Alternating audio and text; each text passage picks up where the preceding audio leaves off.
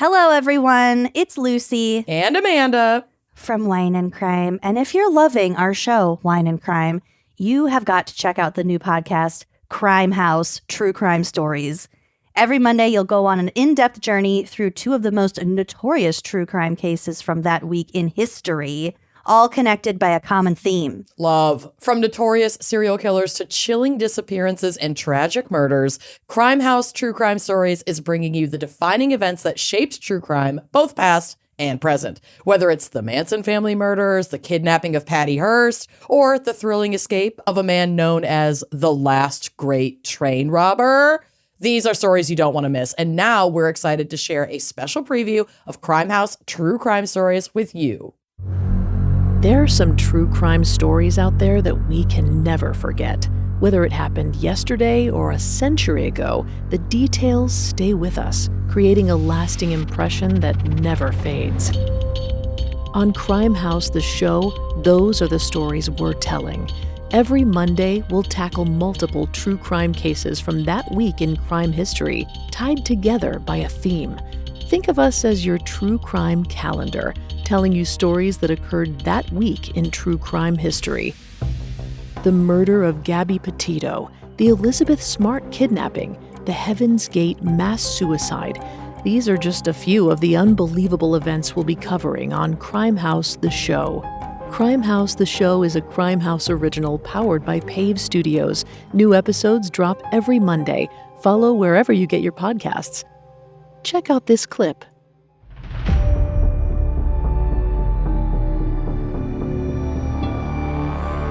This is Crime House. During the week of February 3rd, 1974, 19-year-old Patty Hearst was taken from her home by a violent group of self-described revolutionaries. Almost 3 decades later, in 2003, another shocking abduction haunted the nation when the composite sketch of 14-year-old Elizabeth Smart's abductor was released to the public. Today, we'll dive into both of these notorious true crime cases, making this week's theme kidnappings.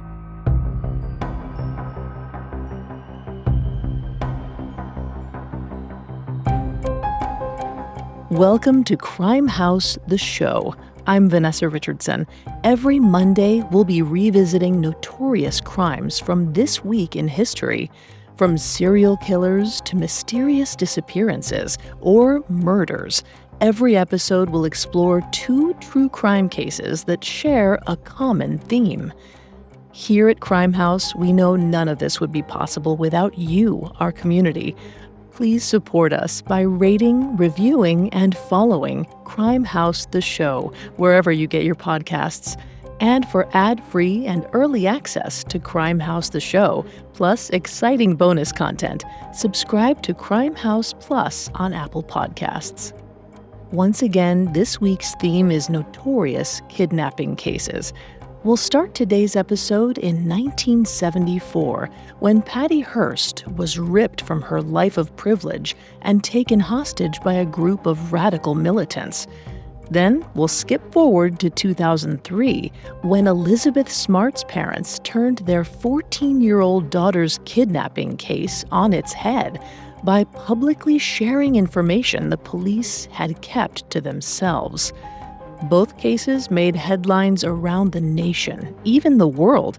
They were stories of fear, resilience, uncertainty, and changed the way we think about safety forever.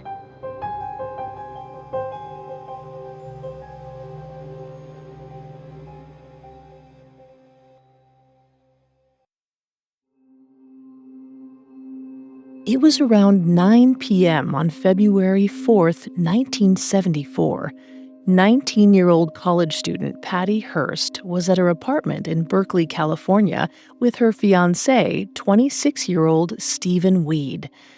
As they settled in for the night, there was an unexpected knock on the door. Stephen and Patty found it odd. It was getting late and they weren't expecting anyone. Berkeley was a college town, though. It was entirely possible that it was just a friend dropping by. So Stephen went to answer the door, Patty following behind him. They didn't have a window or peephole to see who it was, so Stephen cracked the door. It was a woman neither of them knew. The stranger claimed she'd accidentally backed her car into theirs and asked if she could use their phone. Patty wasn't happy about that. She turned and headed back towards the living room, leaving Stephen to figure it out. A moment later, there was a loud noise as the woman and two men barged their way into the apartment. They were all carrying weapons. They beat Stephen until he was barely conscious, then tied Patty up and carried her outside. After a brief struggle, they forced her into the trunk of her car and sped away. Patty had no idea what they wanted or where they were taking her, but she was pretty sure she knew why she'd been targeted. Her name. Patty belonged to one of the world's richest and most powerful families. Her grandfather, William Randolph Hearst, was the founder of a vast media empire. The company is still wildly successful today, generating billions of dollars every year. Patty had been raised accordingly, growing up in a mansion outside of San Francisco with her parents and 4 sisters. But even though being a Hearst came with a lot of perks, it also came with a lot of expectations, and Patty wasn't all that interested in following the blueprint her family set out for her. She was a bit of a rebel, pushing against the high society behavior and expectations demanded by her mother, Catherine. And although Patty's father, Randolph, appreciated his daughter's verve, her teachers weren't as amused. Patty quickly wore out her welcome at the various upper-class schools she went to, and by the time she graduated high school, she'd gone to 5 different institutions. Her final one proved to have the biggest impact on her. It was there that she met her soon-to-be fiancé, Steve. Like the rest of Patty's life so far, the match wasn't without controversy. Steve wasn't a fellow student. He was Patty's math teacher and 7 years her elder. Safe to say, Patty's parents didn't approve of their relationship, but she didn't seem to care what her parents thought because she and Steve moved in together and enrolled at nearby UC Berkeley. And then they got engaged in December 1973 when Patty was 19. Even though Randolph and Catherine weren't thrilled, they still printed an engagement announcement in the San Francisco papers. That's where 29-year-old Bill Harris first saw the name Patty Hearst. Bill was a postal worker and member of a Bay Area militant group called the Symbionese Liberation Army, or SLA. They considered themselves guerrilla warriors and wanted to get rid of capitalism and start a war with the government. Their motto was, quote, "Death to the fascist insect that preys upon the life of the people." After Bill saw the engagement announcement, he had an idea. 2 members of the SLA had recently been arrested for a shooting in Oakland.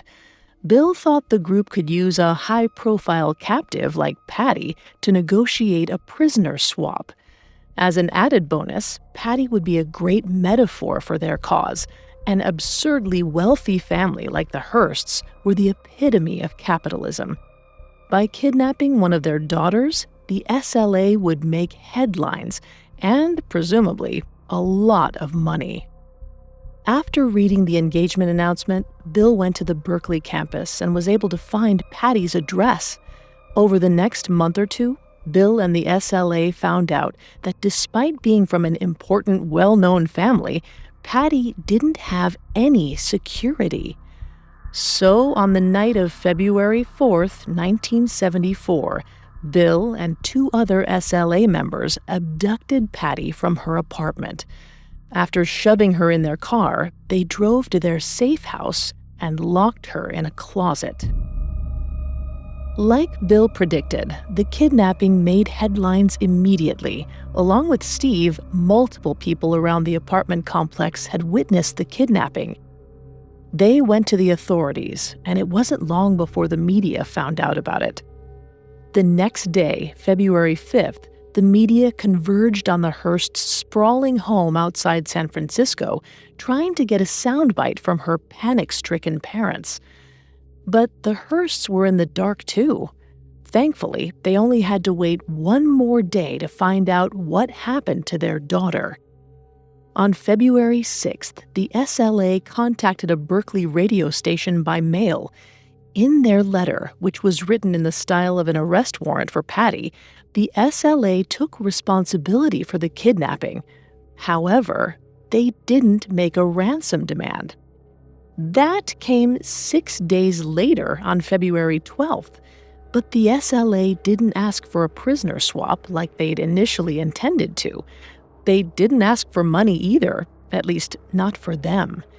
In exchange for Patty's safe return, the SLA wanted the Hearst family to invest millions of dollars into a food program for Americans living in poverty. To prove Patty was safe, the SLA also included a voice message from her via tape. She told her parents that she was okay and urged them to listen to the SLA's demands. Catherine and Randolph were prepared to do as they asked, but the SLA's request was a logistical nightmare. The Hearsts had to create a multi-million-dollar food distribution plan from scratch and quickly. But they were willing to do whatever it took to get their daughter back. And on February 22nd, 10 days after the SLA's request, the Hearsts managed to launch a food giveaway program called People in Need. It was an unmitigated disaster. So many people showed up to the first day of distributions that it descended into riots. Making matters worse, the SLA refused to let Patty go unless things improved.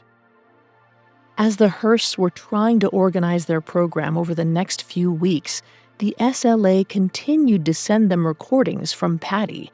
She didn't sound impressed with their efforts to free her.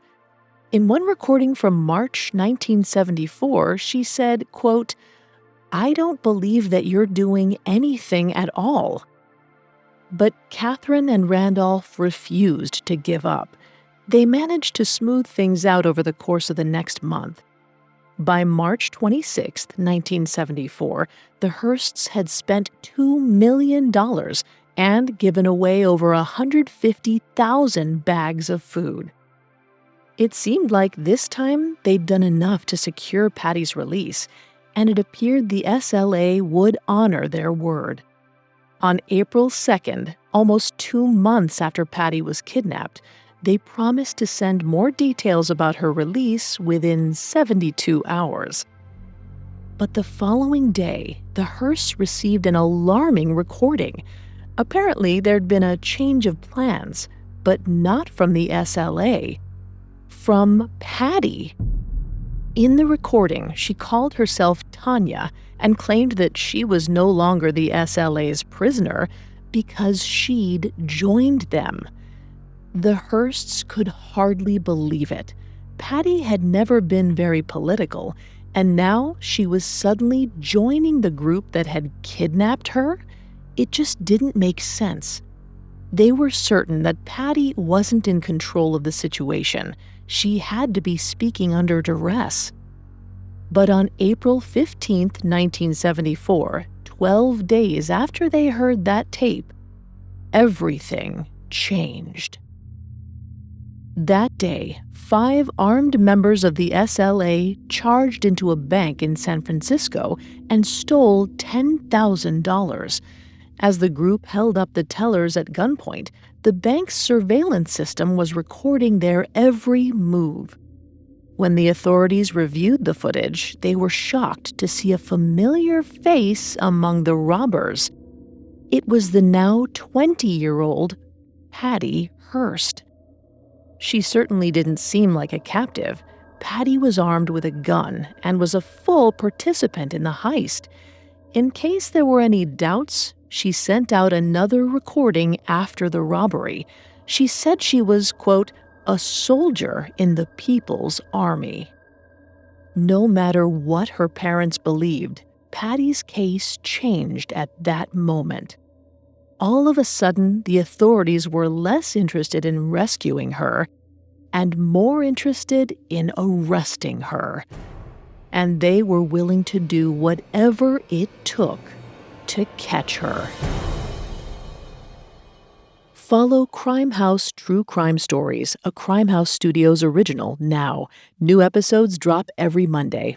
Again, that's Crime House True Crime Stories. Follow now wherever you get your podcasts. And for early ad-free access, subscribe to Crime House Plus on Apple Podcasts.